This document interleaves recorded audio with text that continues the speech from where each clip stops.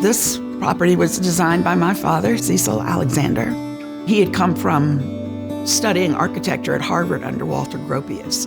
The less is more whole way of looking at things was in his DNA.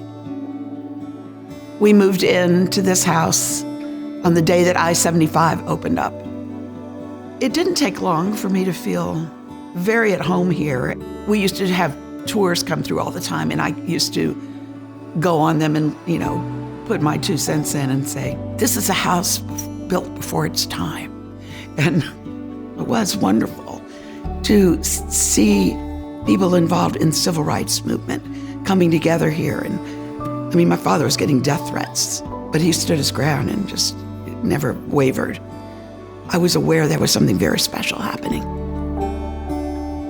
And when there was a full moon, we would have what we call the moon treatment, where we turn off all the lights and just watch the forest just glowing, and it was very magical. There's been so much love in this house. 2 families growing up here.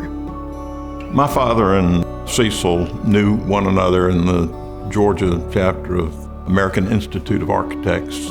He had a lot of respect for Cecil, and when he saw the house, he was immediately on board. I was immediately taken by the views and the drama of the lot. We were just stunned by the property and the house. I was thinking a lot about the environment that I wanted to raise these children in. It's not like everything else, and I wanted our kids to grow up knowing that they can think beyond the obvious.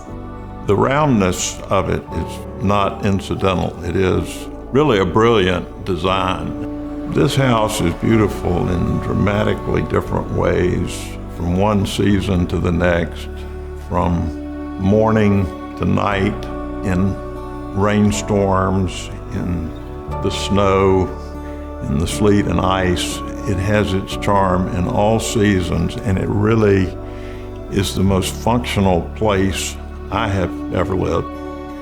I like beauty and functional beauty in particular, and so that aspect of the house I think just really worked for my personal aesthetic. I think the house has a spectacular relationship to the ground. It's designed from the inside out, rather than most houses are designed from the outside in. They're intended to impress the viewer, the visitor, someone passing on the street, rather than the individual inside.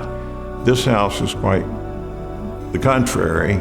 The front is very assuming, the entrance is not grand, but you immediately walk into this view through the atrium, and I think it's just a work of real genius by Cecil Alexander, I really do. Cecil was a great American, and that was part of the joy of this whole project, was getting to know him. 18 months worth of renovation, but that's what it took. It was quite a project. We replaced nearly every piece of glass. We completely redesigned the kitchen and the home office, relocated the laundry room. Things are quite well organized. Electrical, plumbing, HVAC, the works. We were keeping the house sort of structurally intact, so there wasn't a lot of like a new room or anything like that. It was more to me about just sort of editing and getting our lifestyle and our environment very simplified and clean. This place has a great following in the architectural community in town, and we were featured pretty prominently on the National Register website when it was first listed. It was nominated under the category of design rather than events of historic significance that occurred here. And I think we are the youngest, or among the youngest, structures in the country that have ever been listed on the National Register. It was not a museum in our tenure here, it was a very busy place. We have not had a single event here that was not just a great success. Everybody loves the house. It has terrific energy. The center of the house is, in my mind, a sacred space. It's underneath the oculus, which I've always associated as the eye of God. And I think that's one of the things that makes the house so cohesive, is this really beautiful, sacred, centered place in our home. And I think it makes it really special.